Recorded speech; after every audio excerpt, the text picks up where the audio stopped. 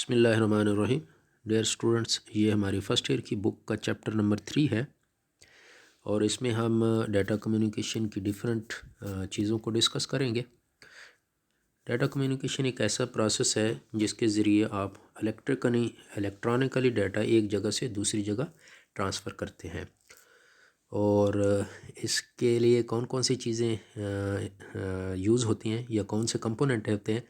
एक तो मैसेज होता है, दूसरा sender, receiver, medium, encoder, decoder. ये वाली टर्म जो है डाटा कम्युनिकेशन के लिए यूज़ होती हैं। मैसेज, जो भी डाटा आप सेंड करते हैं उसे हम मैसेज कहते हैं। इसी तरह ये डाटा जो है वो टेक्स्ट हो सकता है, पिक्चर, साउंड, वीडियो, ऑडियो, जो भी चीज़ आप सेंड करोगे उसको हम मैसेज कहेंगे। सेंडर जो है एक ऐसी डिवाइस जो डाटा को सेंड करती है, मैसेज सेंड करती है, उसको हम सेंडर कहते हैं। उसको सोर्स भी कहते हैं या ट्रांसमीटर भी कहते हैं।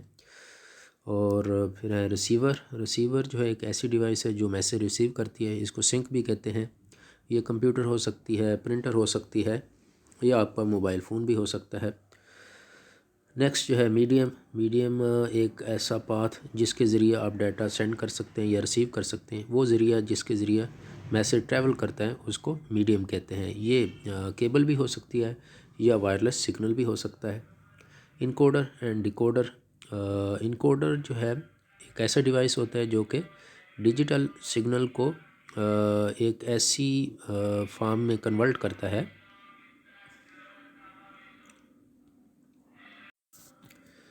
इनकोडर जो है ये डिजिटल सिग्नल को एक ऐसी फॉर्म में कन्वर्ट करता है जो कि ट्रांसमिशन, जो मीडियम के ज़रिए एक जगह से दूसरी जगह ट्रांसफ़र की जा सके। और दूसरी तरफ जो है दूसरे एंड पे एक ऐसी डिवाइस लगी होती है जो कि उन सिग्नल को दोबारा डिजिटल सिग्नल में कन्वर्ट कर देती है, जिसको डिकोडर कहते हैं।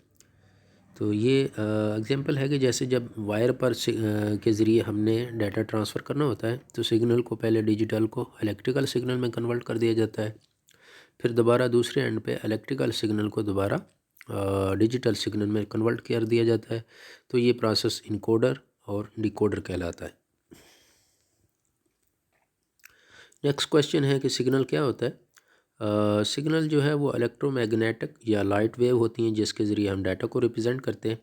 सिग्नल जो है एक जगह से डाटा को ट्रांसफ़र करने के लिए यूज़ किए जाते हैं। और सिग्नल की टाइप जो होती हैं वो दो हैं, डिजिटल सिग्नल और एनालॉग सिग्नल। डिजिटल सिग्नल जो है ये वोल्टेज की सीक्वेंस को कहते हैं जिसको हम बाइनरी फॉर्म में रिप्रेजेंट करते हैं। वो जो वोल्टेज है उसकी दो फॉर्म होती हैं, एक हाई होती है, एक लो होती है। यानी हाई पे वोल्टेज एग्जिस्ट करता है, लो पे जो है वो एग्जिस्ट नहीं करता। जो हाई होती है उसको हम 1 से रिप्रेजेंट कर देते हैं और लो को 0 से रिप्रेजेंट करते हैं। तो इस तरह जो है जितना भी वोल्टेज होता है उसको हम बाइनरी फॉर्म में रिप्रेजेंट कर देते हैं और इस तरीके से डाटा जो है वो डिजिटल से इलेक्ट्रिकल में कन्वर्ट कर देते हैं और इसी तरह इलेक्ट्रिकल सिग्नल को डिजिटल फॉर्म में कन्वर्ट कर सकते हैं ये वाला तरीका यूज़ करते हुए। नेक्स्ट जो है एनालॉग सिग्नल है। एनालॉग सिग्नल जो है इलेक्ट्रिकल कंटिन्यूस इलेक्ट्रिकल सिग्नल को एनालॉग सिग्नल कहते हैं। ये वेव की फॉर्म में होते हैं और वेव को कैरियर वेव भी कहते हैं।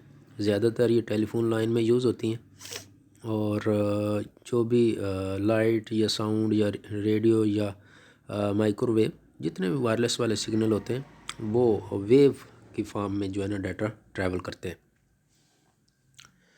जो एनालॉग सिग्नल है इसकी दो चीज़ें होती हैं, एक तो फ्रीक्वेंसी देखी जाती है, दूसरा एम्पलीट्यूड देखा जाता है। फ्रीक्वेंसी ये देखा जाता है कि एक वेव जो है यूनिट टाइम में कितना बार रिपीट करती है, तो ये फ्रीक्वेंसी कहलाती है। और किसी एक ख़ास टाइम में जो हाइट होती है वेव की उसको एम्पलीट्यूड कहते हैं। नेक्स्ट है हमारे पास डाटा की कौन कौन सी टाइप हो सकती हैं। टेक्स्ट जो है, पहली टाइप जो है टेक्स्ट है। टेक्स्ट में वर्ड, सेंटेंसेस, पैराग्राफ, जो भी आप चीज़ राइट करते हैं वो टेक्स्ट कहलाती है। और न्यूमेरिक डाटा जो है ये नंबर होते हैं, 0 से लेकर 9 तक होते हैं और इसमें डॉट, प्लस का साइन, माइनस, ये चीज़ें भी नंबर का हिस्सा होती हैं। इमेज में जो है ये ग्राफ, पिक्चर, जो भी आपने ड्राइंग की हुई है उसको इमेज कहते हैं। इस तरह के डाटा को इमेज कहते हैं। और जो भी ऑडियो होती है, साउंड होती है, आवाज़ का जो डाटा होता है उसको ऑडियो कहते हैं। वीडियो जो है ये फुल मोशन इमेज को वीडियो कहते हैं। यानी वीडियो भी एक्चुअली पिक्चर होती है, लेकिन वो ऐसी पिक्चर होती है जिसको हम बहुत हाई स्पीड के साथ प्ले करते हैं तो हमें वीडियो लगती है। तो ये डाटा की 5 टाइप हैं। नेक्स्ट है कि कंप्यूटर में डाटा को कैसे रिप्रेजेंट किया जाता है। कंप्यूटर में डाटा को डिजिटल फॉर्म में रिप्रेजेंट किया जाता है। जो इलेक्ट्रिकल पुल्स होती है उसको देखा जाता है कि अगर तो वो पुल्स एग्जिस्ट करती है तो उसको 1 से रिप्रेजेंट किया जाता है। अगर वो पुल्स एग्जिस्ट नहीं है तो उसको 0 से रिप्रेजेंट किया जाता है। इसी तरह जो पूरा जो डाटा होता है उसको इलेक्ट्रिकल फॉर्म में स्टोर कर लिया जाता है।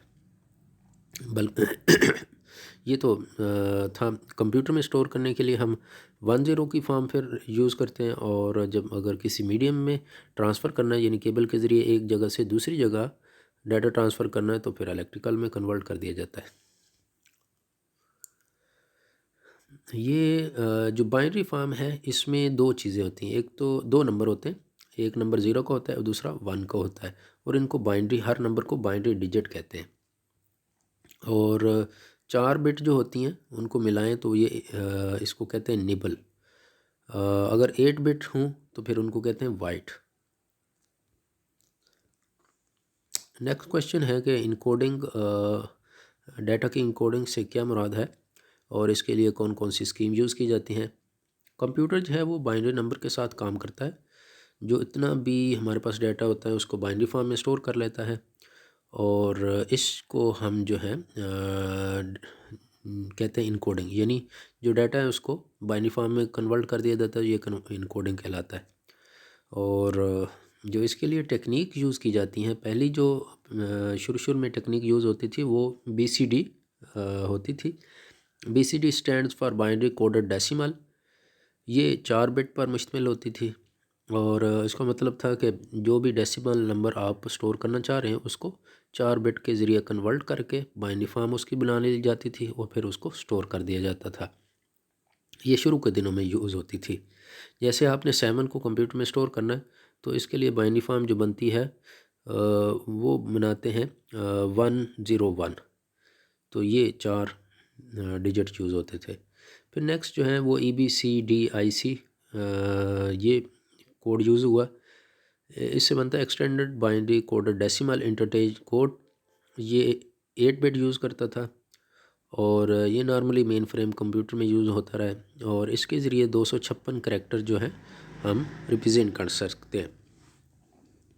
जो पहला वो था 4 बिट वाला, उसके ज़रिए हम 16 नंबर जो है ना वो रिप्रेजेंट कर सकते थे। बल्कि 16 नहीं, पहले 8। जो 4 बिट यूज़ करें तो 8 नंबर यूज़ कर 8 डिजिट जो है वो डेसिमल स्टोर हो सकते हैं।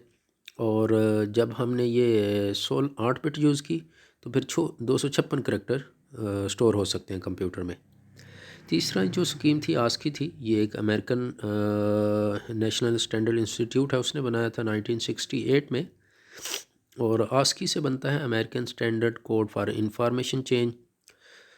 इसमें 2 तरीके यूज़ किए गए, एक तो 7 बिट वाला और दूसरा 8 बिट वाला। 7 बिट के ज़रिए 128 करैक्टर जो हैं वो कन्वर्ट हो सकते हैं कंप्यूटर में।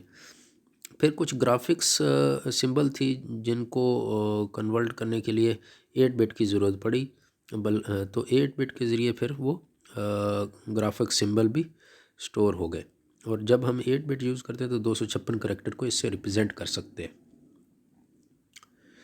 चौथी जो स्कीम थी वो यूनिकोड थी। यूनिकोड में 16 बिट यूज़ किया गया, और इस तरह हम 65,536 करैक्टर जो हैं वो कंप्यूटर में स्टोर कर सकते हैं। और आस्की यूनिकोड की वजह से फिर आस्की जो है वो रिप्लेस हो गया।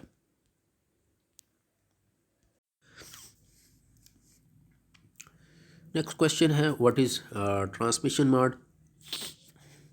इसकी टाइप डिस्कस करें।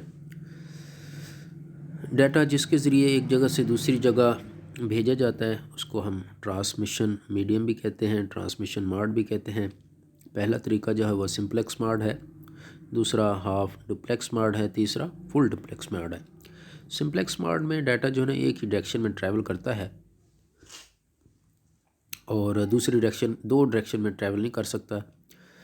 ये लिमिटेशन होती है इस ट्रांसमिशन मोड की कि डाटा सिर्फ एक ही डायरेक्शन में मूव करता है। इसकी एग्जांपल जो है, पुराने दिनों में जो टेलीविज़न यूज़ होते थे तो उसमें सिग्नल जो है ना वो सिर्फ एक ही डायरेक्शन में, यानी आपके टीवी की तरफ आ रहे होते थे, वापस टीवी जो है ना वहाँ मेन स्टेशन को सिग्नल वापस नहीं भेज सकता था। तो ये सिंप्लेक्स मोड होता था। दूसरा जो टाइप है फुल हाफ डुप्लेक्स ट्रैफिक है, इसमें जो डायरेक्शन है वो दोनों डायरेक्शन में सिग्नल ट्रैवल कर सकते हैं लेकिन एक टाइम में नहीं कर सकते।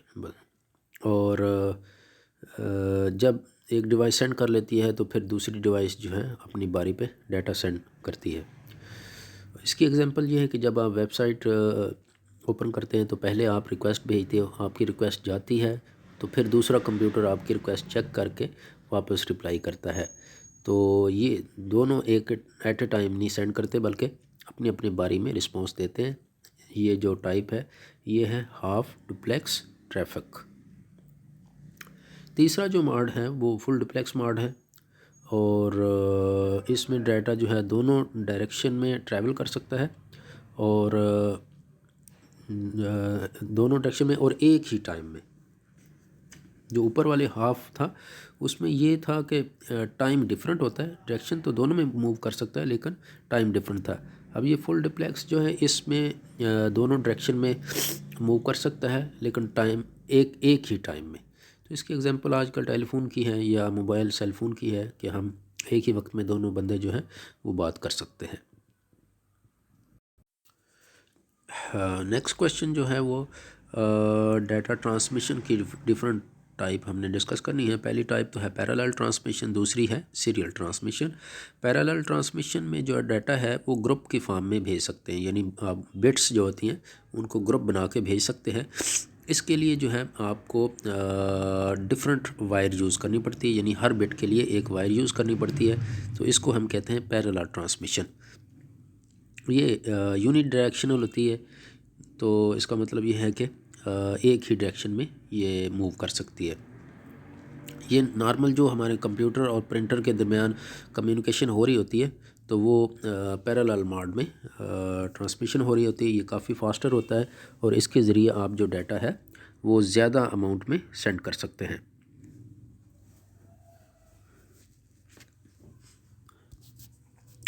इसके अगेंस्ट अपोजिट दूसरी है सीरियल ट्रांसमिशन। सीरियल ट्रांसमिशन में आप एक वक्त में एक बिट सेंड करते हैं और इसको सीरियल ट्रांसमिशन कहते हैं।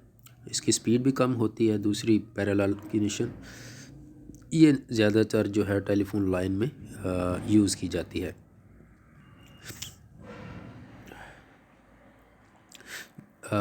नेक्स्ट क्वेश्चन है असिंक्रोनस एंड सिंक्रोनस ट्रांसमिशन।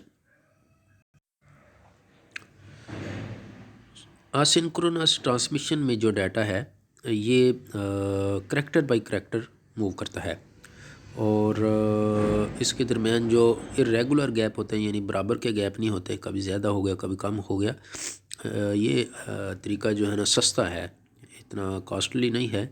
जब डाटा सेंड करना होता है तो इससे पहले एक सिग्नल भेजा जाता है जिसकी वैल्यू 0 या 1 हो सकती है। अगर वैल्यू 0 तो इसका मतलब इसके बाद डाटा आने वाला है। अगर उसकी वैल्यू 1 है सिग्नल की तो इसका मतलब है कि अभी कोई डाटा नहीं आने वाला।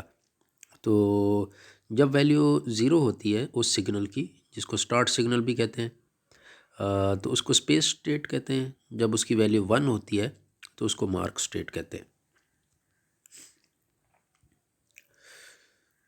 सिंक्रोनस ट्रांसमिशन में जो डाटा है ये ब्लॉक बाय ब्लॉक सेंड करते हैं और एक ब्लॉक में बहुत सारे आप करैक्टर सेंड कर सकते हैं।